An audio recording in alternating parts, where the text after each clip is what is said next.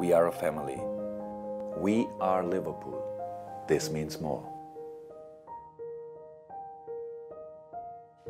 안 그래도 살라의 재계약설이 없어 속상한 리버풀 팬들에게 제대로 실망감을 안겨주는 소식이 전해져 왔습니다. 살라는 현재 리버풀이 제안한 재계약 조건을 수락하지 않을 것이다. 이는 단순히 로마노의 입에서부터 나온 게 아니라 온갖 언론 매체에서도 동시다발적으로 발표된 내용이라서 신뢰할 만한 내용이라고 볼 수 있습니다. 심지어 선수의 계약 관련해서 큰 언급을 하지 않는 클롭조차도 브라이튼과의 경기를 앞둔 인터뷰 자리에서 구단은 할 수 있는 모든 최선을 다했다고 생각하며 그 일은 우리의 손을 떠났다고 본다. 재계약을 위해서 더 이상 할 수 있는 일은 없다. 오로지 살라의 결정만 남았다. 굉장히 직설적인 답변을 했습니다. 본래 클롭은 특정 선수와의 계약 관련해서는 큰 언급을 하지 않으며 구단이 재계약을 해주었으면 한다. 이런 식의 스탠스를 주장하는 스타일인데 구단이 할 일은 다 했고 살라의 결정만 남았다? 확실히 의구심이 생길 수밖에 없는 구조입니다. 그런데 여기서 살라의 에이전트가 트위터에 의미심장한 이모티콘을 올리면서 구단과 감독 그리고 선수 에이전트 간의 기싸움이 장기전으로 이어지지 않을까 추측해보고 있습니다. 그렇다면 대체 왜 살라의 재계약은 쉽게 이뤄지지 않는 것일까? 첫 번째로는 음바페, 뜬금없다고 느끼실 수도 있겠지만 살라의 재계약이 어물쩍하게 흘러가고 있는 것은 다음 시즌 음바페의 이적과도 연관되어 있습니다. 레알 마드리드로의 이적이 기정사실화된 시점이지만 파리 생제르맹은 음바페에게 연봉 5천만 유로, 주급으로 환산 시 대략 96만 유로, 파운드로 바꿔보면 80만 파운드, 헛웃음 나오는 수준의 금액을 제안하며 재계약에 수락하길 바라고 있습니다. 하지만 금액과 상관없이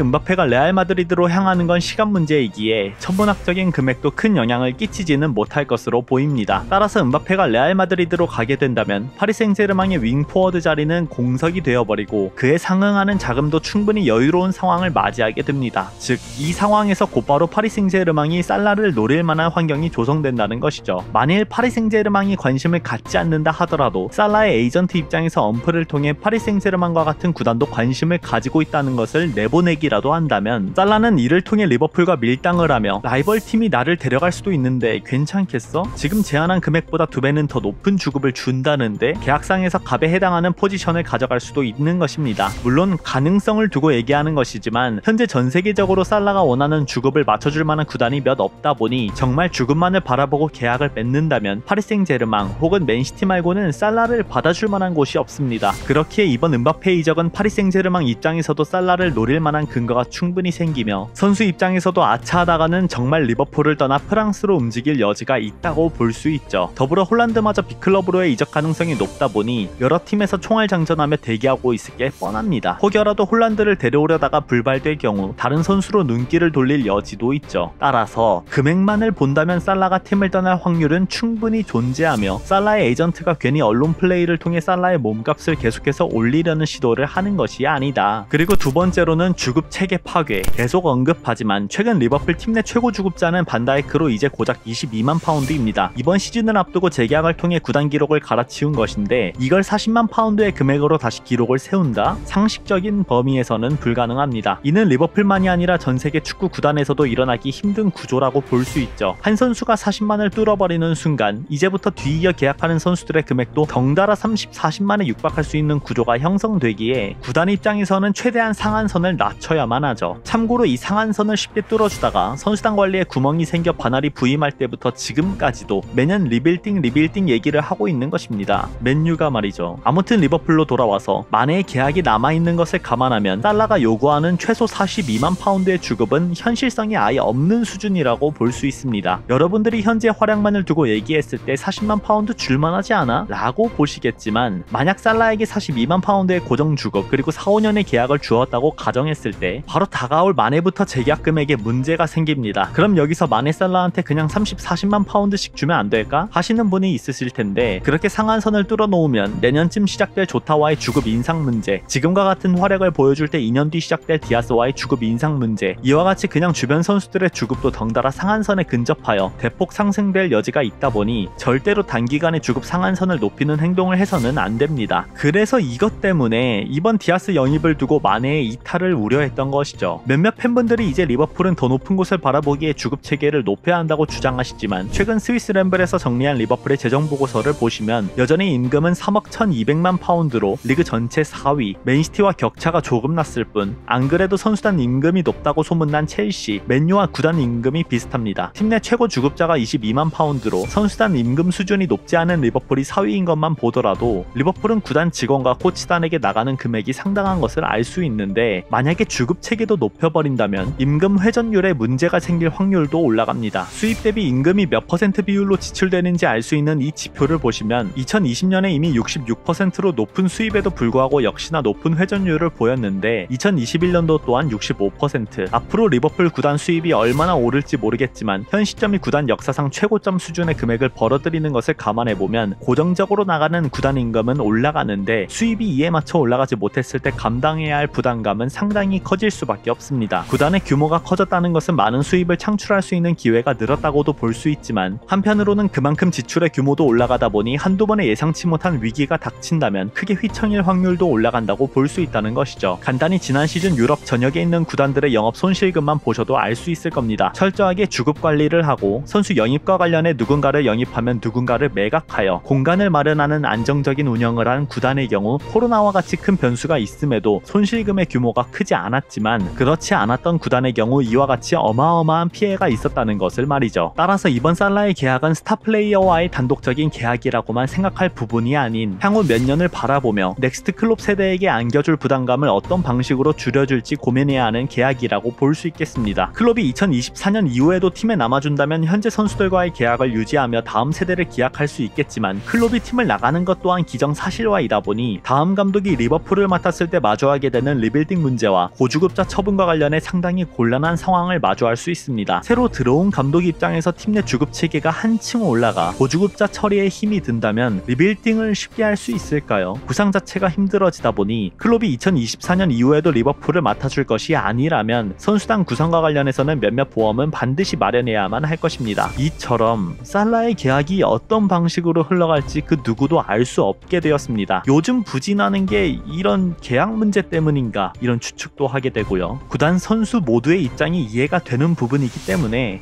어떻게든 잘 조율해서 윈윈하는 그림을 그려주었으면 합니다. 제가 말은 근데 이렇게 하고 있지만 결국 합의 보고 중간선에서 살라와 계약할 거라고 여전히 믿고 있습니다. 그럼 안녕!